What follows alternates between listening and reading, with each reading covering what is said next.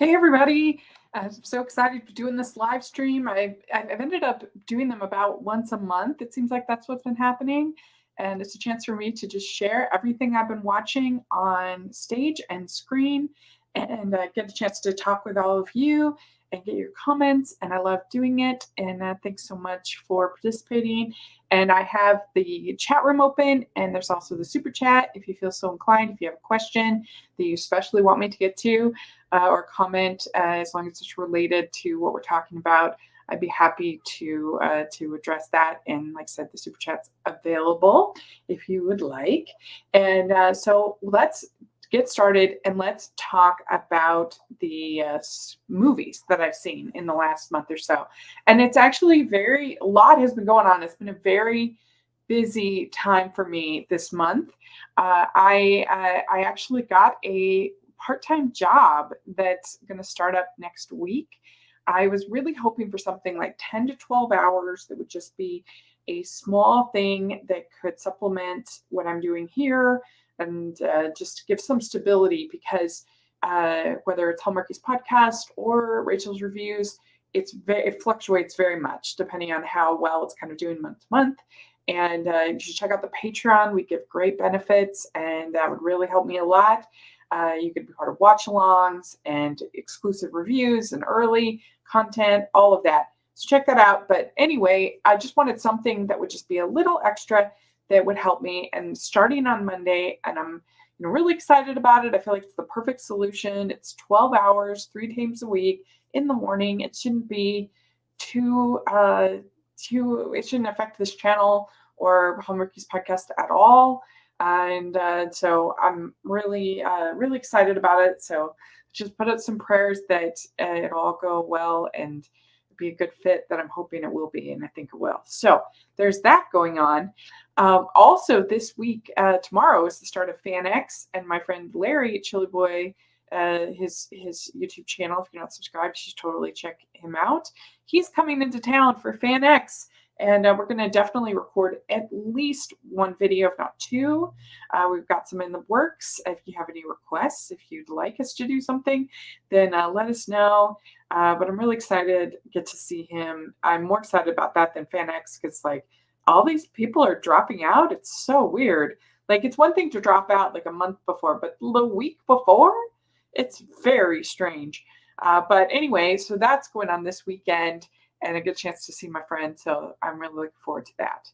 But let's talk about the movies that I've seen. It's kind of funny because I had such a rough May and June, where I feel like August and September have actually been better than I expected. There's certainly been the misses, but I don't know. I just feel like I've been pretty positive. I like Beetlejuice. I liked The Crow more than most. Borderlands was terrible. But yeah, I mean, I feel like I have been more positive in August and September than I have been for May and June, which is always nice. But let's talk about Transformers 1. We have a comment. It says, I so love Transformers 1. I'm seeing Wild Robot tomorrow. So very fun. Yeah, this is like the year for animated robot movies to be really good. We had, of course, Robot Dreams, which I love so much, and then Transformers 1 and Wild Robot, all really good. So that's fun. But Transformers 1, now I think this is it's the best real Transformers movie. I mean, I think I'd still probably prefer Bumblebee as far as a movie, but I think that's almost like Transformers adjacent. It's really only about the Bumblebee and the Haley Steinfeld character's journey and everything. It's not as much about like the world of Transformers, and whereas this, it really is a movie about, it's an origin story for Optimus Prime and Megatron, and it's interesting because people on the internet can be so weird, because when I saw it, I was like, ooh, that's the big reveal. We shouldn't talk about it, that it's Megatron and Optimus Prime. But everybody else in their reviews talked about it. And they were like, and so I asked all my YouTuber friends, they all agreed, oh, that's just the basic plot. So, okay. Anyway, that's what it is. It's hard to know what's a spoiler these days. But yeah, it's Optimus Prime and Megatron's origin story and their friendship, and it is predictable as far as the beats of that friendship, but I think it was very well executed in all ways. The animation was great. The voice acting was great. It wasn't distracting. I thought it was is Chris Hemsworth going to be distracting, but he really wasn't. He was good. I mean, it's hard when you're competing with Peter Cullen. I mean, it's such an amazing vocal performance, but he made it his own. He made it his own, and I appreciate that. I really do. Um, yeah, I mean, it definitely is taking itself pretty seriously, but there's still some humor, and I don't know what else you could want. And it was just so nice to not have any of the human characters, not have the "ooh, look, you can transform" moment. This is just all in that world, and I thought it was really effective. I don't see how any Transformers fan does not enjoy this movie. I really don't. It might not win over true skeptics to the franchise, but I think that certainly any fan will be very pleased with it and the story and what happens and the beautiful animation. So that's very exciting. Okay, then I saw Never Let Go. And this, the reason why I saw it, I'm picky about my horror, but the reason why I saw it was because I really like Alexandra Aja, the director, and particularly Crawl. I love Crawl, and I have a whole theory about Crawl. The Crawl is the perfect date movie. You might think I'm crazy, but it's just tense enough that if you want to kind of cuddle, it's like the perfect tension, but not like murdery or too scary or going to traumatize anybody. It's just the right amount of tension for like a really cozy movie. So you can take that great advice that Crawl, ultimate date movie. Because you don't want to see, I mean, I think you have to be dating a long time before you want to see a romantic movie with somebody. That's awkward. So you want to see something that will encourage cuddling, but won't be like too, that you don't have to. You can still enjoy it. So there we go. But I love Crawl. So I thought, okay, I'm going to check out Never Let Go. And it was really disappointing. It's frustrating because it has so many good elements. It just tries to do too much and just becomes muddled. That's the problem. It has good performances. The two boys plus Halle Berry, all really good. But it tries at the same time to be a like a haunted house. It tries to be a religious exorcism movie. It tries to be a zombie movie. It tries to be a dystopian end of the world. It has an unreliable narrator, and it keeps trying to change the narrative in an attempt to surprise, but it just feels unsatisfying because you're just like, now nothing makes sense. Nothing makes sense that you did before. Like even the ending, I'm like, that doesn't make any sense. What is this movie trying to say? What is this movie trying to do? It puts dogs in peril. It also has like creepy children kind of thing, like you see in a lot of horror movies, but then like you're supposed to be rooting for the kid, but then is he creep? Like it just was too much, and that was disappointing for this movie. I think I needed a couple more passes with the script, in my opinion. So that one did not work. Then we have The Critic. And The Critic is a movie, as soon as I heard about it, I was like, well, I have to see this movie because it's all about a theater critic, which I'm a film and theater critic. And so I thought this is perfect, starring Ian McKellen. It's got a great cast. But unfortunately, it was disappointing. It's not terrible, but it's just not about him being a critic, hardly at all. It's not about the process of critique or his experiences or anything like that. It's all about this love triangle kind of blackmail plot between him, this actress who he's been very hard on, played by Gemma Arterton, and then these two other love interests of her, and how he blackmails and manipulates and everything like that, which just was pretty basic. I mean, the acting is so good that you can't completely discount it, but I just thought it was a missed opportunity. And the other weird part about the movie is that it took me a long time to get a grasp on when this movie was set. I guess it's supposed to be the 1930s, but I thought is it turn of the century? Is it 1950s? Is it like it just seemed all over. At times it seemed like they were talking kind of in a more modern way, the way they were talking about the press and layoffs and stuff like that. I was just kind of like, this seems modern. And so it didn't really work for me in that way. I know it was just felt kind of muddled to me. So unfortunately, the critic did not work. So there we go. Then we have Merchant Ivory, and Merchant Ivory is a documentary about it's about Merchant Ivory, the producer and director team from the 80s and 90s. And what's nice about this documentary is that it wasn't a see how they didn't actually get along or work that well together. It had sort of a yin and yang approach about they were really different, but their differences combined to make something effective.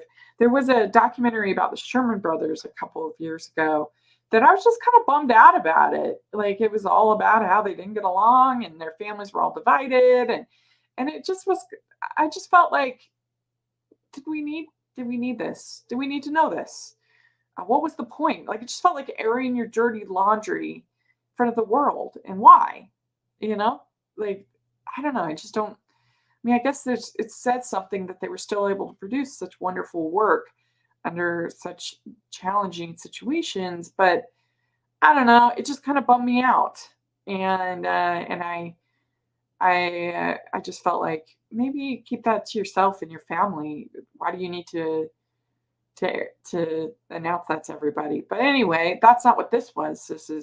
This is much more positive. And like I didn't realize that their movies. First of all, I didn't realize how many movies they made together. Over 40. I had no idea that it was that many. But then also just how much of the movies were under a tight budget. All of them. And they talk about like Emma Thompson's on there talking about how stressful it is was to make a movie for them because you knew it was just going to be a very challenging shoot because of the budgets, but that it would always be worth it and that it would come out, great. And, of course, she won an Oscar for Howard Dent working with them. So, and it has a lot of great interviews from Helena Bonham Carter and Vanessa Redgrave and Emma Thompson, all of that. So if you like these directors, this is definitely, I think, worth your time for sure. Then I have Superman, the Christopher Reeve story. This is another documentary. And I was able to see this at the Fathom event. The actual last day of the Fathom event is today. So if you haven't seen it, you should check your local listing and see if anybody is putting it on today, because you could have a chance to see it. And I'm not somebody who's like a huge celebrity person. I'm just not. And they're normal people, and I admire them for whatever it is they're doing, singing, writing, acting, whatever it might be. But they're just normal people, and so I just don't have that kind of like worshipfulness. But Christopher Reeve and his story was one that I was pretty invested in. When his book came out, I remember, of course, when the whole thing happened and his accident, and when his book came out I was in high school, and I bought the book and I read the book and was very moved by it, and so I don't know, I just feel like I've been somewhat invested in his story and in his family story. And I remember how sad when he passed away, but then when Dana passed away just 18 months later, it was just so sad. And he just felt so concerned for Will. And I guess what I admired so much about this documentary is not only did it tell Christopher's story and playing Superman and how he got that role and how it changed him being Superman, but then obviously the accident and everything that happened with that. and what a difference he was able to make. But it's also about his family and how the whole family was affected, and it's a moving, touching portrait of a family and their love and their kindness. And I really admired that about it. And so I think that even if you weren't as invested as I was in Christopher and his story, I still think it's a very well made, very well done documentary, and you'll just be moved because it's about a family and their journey together and how they grew and everything. So I would definitely recommend it if you get a chance to see it and have a box of tissues because it definitely made me cry for sure with it. So that is the my thoughts about that one. And then last, I saw The Wild Robot, and I am hoping this week I get to see Megatropolis or whatever that is. It was on the same night as the screening for Wild Robot, and so I chose Wild Robot. I chose wisely, I think. Um, let's see here. It says, do you think Wild Robot is up there for Oscars for Best Animated? Yeah, absolutely. No brainer that it'll at least be nominated. There's no, for sure. It will definitely get nominated. I have a hard time imagining that anything will beat it as far as the win, but you never know.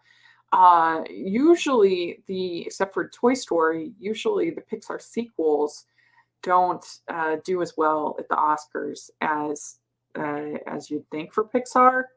And so I think obviously Inside Out 2 will get nominated, but I don't think it would win. And I maybe Moana 2 will get nominated, depends on how good it is once we see it. And there's these smaller films like Chicken for Linda and things like that, and Mars Express.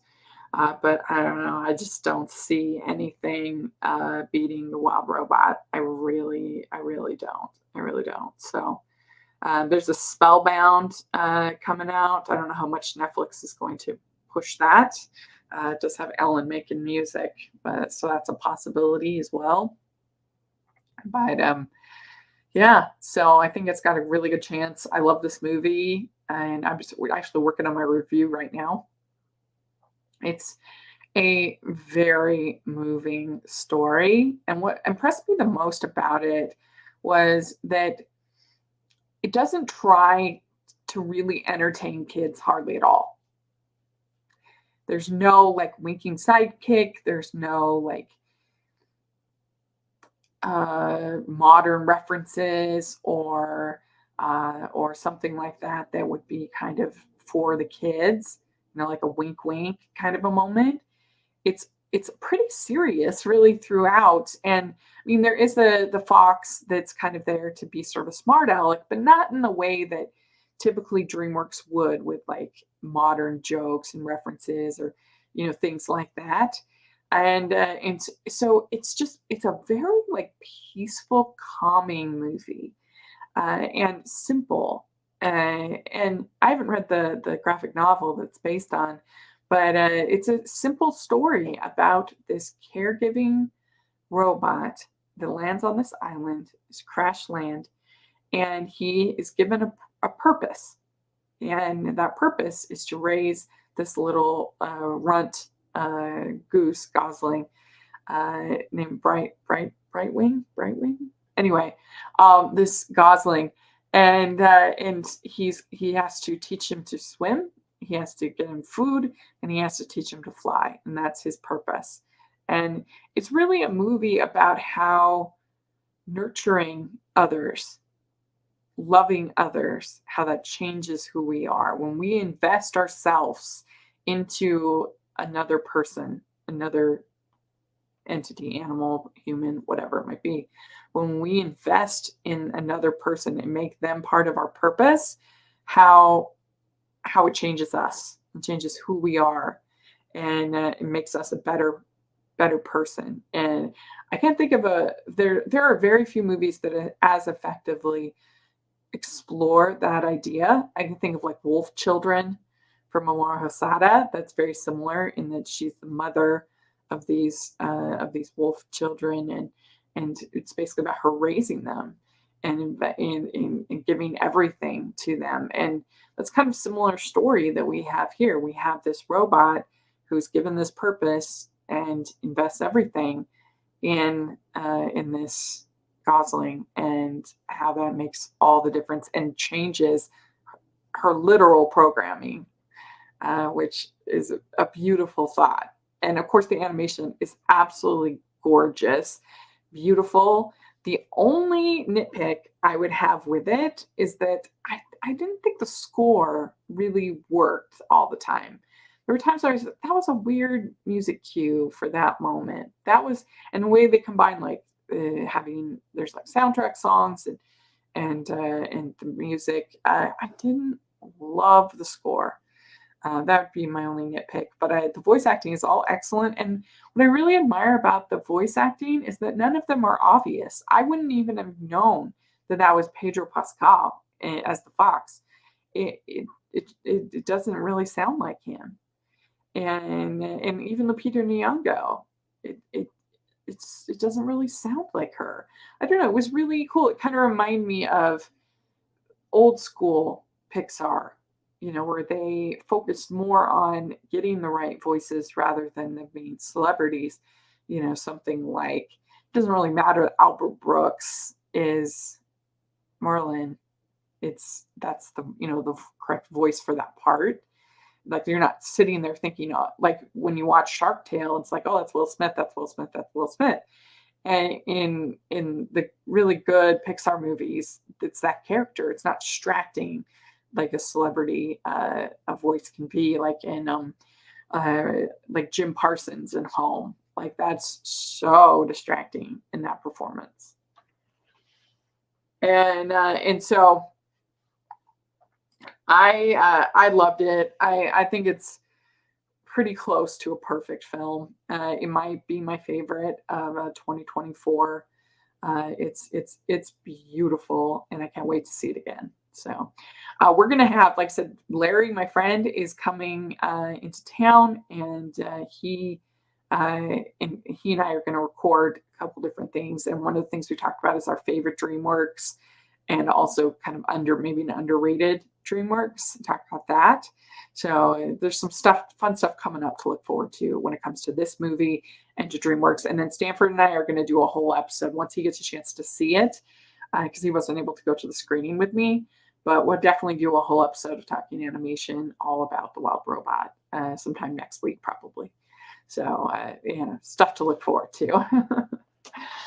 So that is everything. I did see White Bird, which is one of those movies that I swear we've been seeing trailers for over 2 years. So I finally got a screener, finally saw it, but I'm under embargo, so I can't talk about it, but I did see it. So there's that. So that is the movie side of things. So let's talk about the stage side of things.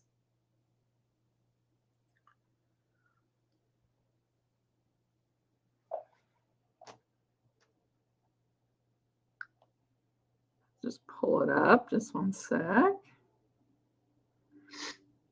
Okay, so the first thing I saw was the national tour of Mrs. Doubtfire, the musical. So you can read my review. I was not a big fan of this. I thought that the songs were really unmemorable. I thought I was just kind of recreating the movie, which I can just watch the movie. And I thought it made some weird choices. Like they were trying to.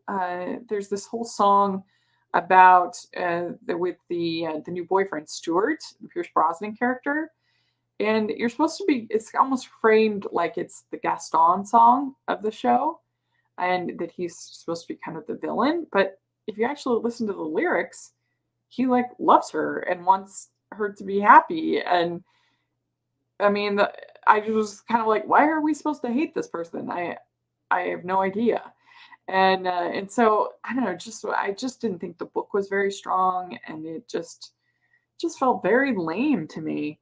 Also, I should announce that I have decided to retire from UTBA, Utah Theater Bloggers Association. It's been a great run. I'm so grateful for everything that I learned from them, and especially Russ uh, shepherding me and welcoming me. I'll be forever grateful for that, and so many great opportunities that I had with them. But it was just time for a change, and be focusing more on my own content. And I'm very excited because I got approved to cover Broadway Across America, which is the national tours.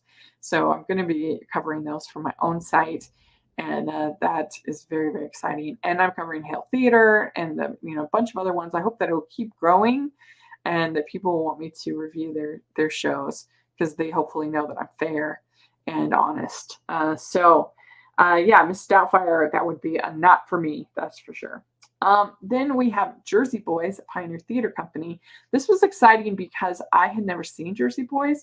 Of course, I'd heard it talked about a lot, and people loved it, and it's iconic. And it's interesting because I had seen so many of the musicals that it then inspired, like Tina the Musical and MJ and things like that. These biopic, these biography musicals. And so it was fun to come back and watch this. And I think the thing that impressed me the most about Jersey Boys is how funny it is. The book never takes itself too seriously. It's not like a laugh riot, but like it has a sense of humor about it. And so many of these biographical pieces can try to be all like gritty and take itself very seriously. And I just admired in this in Jersey Boys just how it never forgot. It has some serious stuff in it. It has some emotional stuff in it, but it never forgot to lose that sort of witty banter, and that kept it being entertaining throughout. And of course, all the songs are great, and everything at Pioneer Theater Company was excellent. The cast was really good. Great. I mean, it was very simple sets. Most of it was kind of like a warehouse looking kind of backdrop, but it worked. It did the job, and it was all about the performances and the chemistry. You really felt like these four guys knew each other and were family, and so that worked quite well. So that was great. Then I saw Something Rotten at Music Theater West. This is in Logan, and they are just excellent there. I love everything that I've seen at Musical Theater West. I guess this was a co-production with Cache Valley Theater Company, and so however it worked out, it was very entertaining. If you haven't seen Something Rotten, it's one of the rare comedic musicals that I think really holds up on repeated viewings. Most of the real comedy ones, I find that the more I see it, the less kind of excited I am about it. But Something Rotten is still funny to me, and I've seen it probably 5 times. And this was a really good production. What impressed me the most about it was just how much dance they incorporated. I don't think of Something Rotten as like a real choreography heavy show, but they put tap dancing in particular in almost every scene. And that was very impressive. And I thought that, all the talent was equity worthy, really was excellent. And I particularly loved the omelet dance and song. The costumes were so clever. It looked like when you first saw them that they were kind of like ghost costumes, and then they opened up to being eggs, and then they had like ribbon that they threw out. It was to be the egg. It was very clever and very funny. And then so I really enjoyed Something Rotten, and I'm actually going to see it again next month. It's very popular, and so yeah, I enjoy that show. Okay, so then I saw Next to Normal at OPA. This is in Layton, and I really have been enjoying OPA in their more mature shows. I think that I don't know. I don't know if they just get a different casting group coming out, or I just think that they really seem to nail those more mature shows. I really enjoyed the chorus line. I really enjoyed this. I've liked the Rent in the past. I'm not the biggest Into the Woods fan, but their Into the Woods was really well done. So I almost want to say like encourage them to keep pursuing that. I mean, they're an education company, so I understand why they have to do those family shows. Totally get it, but I give them encouragement to keep doing also the edgy shows because I think it's really where they shine. This, really another one with really excellent acting across the board. I think the songs are actually not that great next to normal. They're not.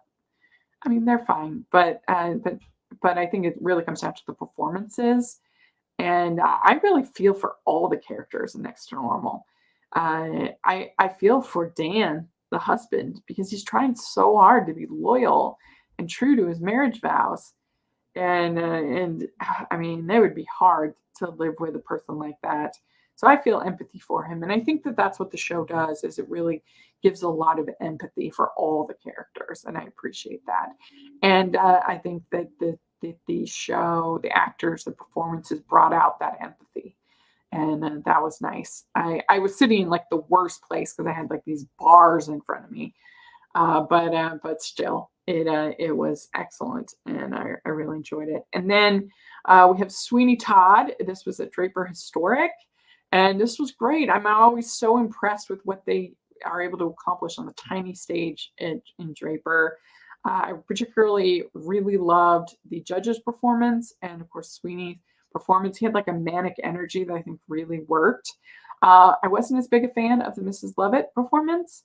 And I found she leaned too hard into the accent, made her very difficult to understand, and I just didn't connect with it, the performance, and I had said that in my little log that I did, and the actress was very upset with me about it, which I can understand, but I think if any actors are watching or listening, it's best to not engage with the critic like that. I had made another mistake in my log, unfortunately, and so I did correct it, and I did take her name out of it because I'm really not trying to ruffle feathers, but it, I mean, I think it's a totally valid takeaway from a performance to say I had a hard time understanding your performance and I didn't connect with it. I don't think that that's harsh. I think that that's being honest, and that was my experience. And other people didn't have that experience, and that's fine. But I still overall enjoyed and recommended the show. So I don't know. It's an interesting thing being a critic. Then I saw The Magician's Elephant at Hale in Sandy.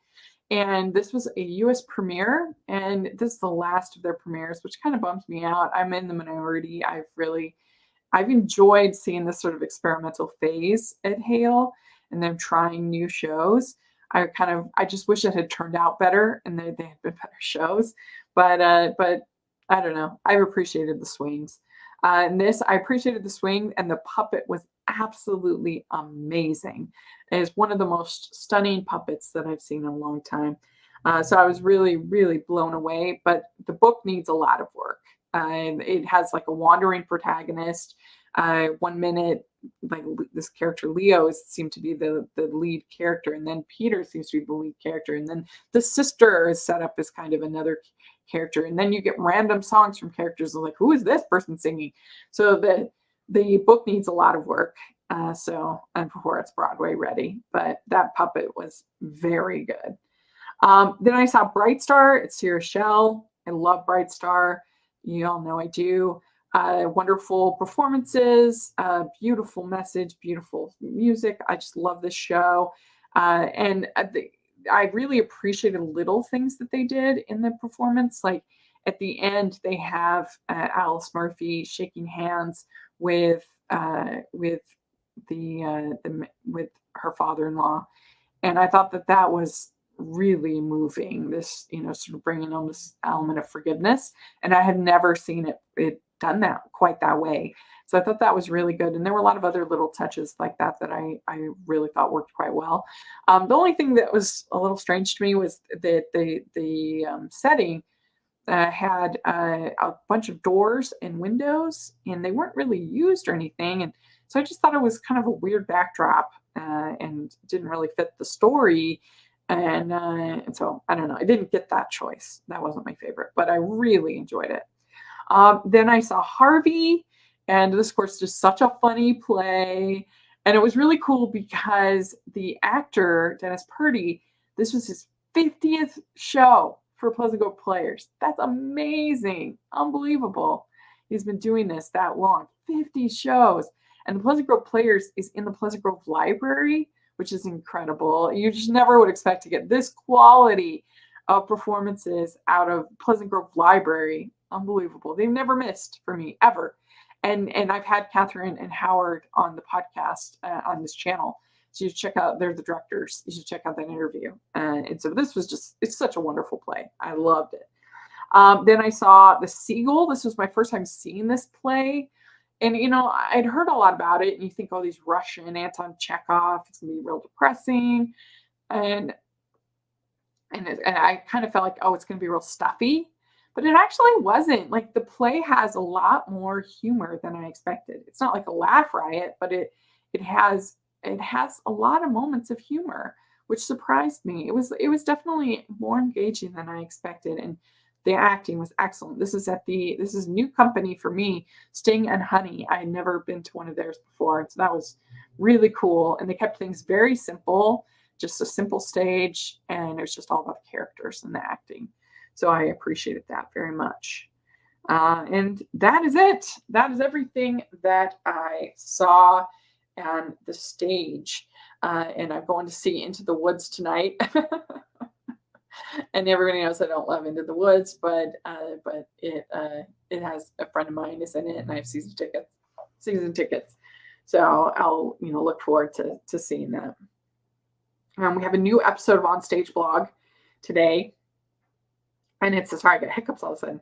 We have a new episode of On Stage Blog today. If you check over on that channel, it's a get to know you for me and Jax. So if you want to sort of learn a little bit about how I became a theater critic and some of my unpopular opinions and everything else in that world, you should check it out. I think it's a fun little episode. And of course, got all my movie reviews that you definitely want to read. And try to post my out of theater reactions here on this channel when I see something in the theater. So you should check those out. And yeah, I hope you enjoyed this. And let me know what you think of all the different things we talked about. If you've seen any of these shows, if you've seen any of these movies, I'd love to hear your thoughts. And thanks so much, everybody. And check out the Patreon. We're having some awesome perks coming up that you definitely want to be a part of. So please take a look. That really helps me so much. And we'll talk to y'all later. Bye.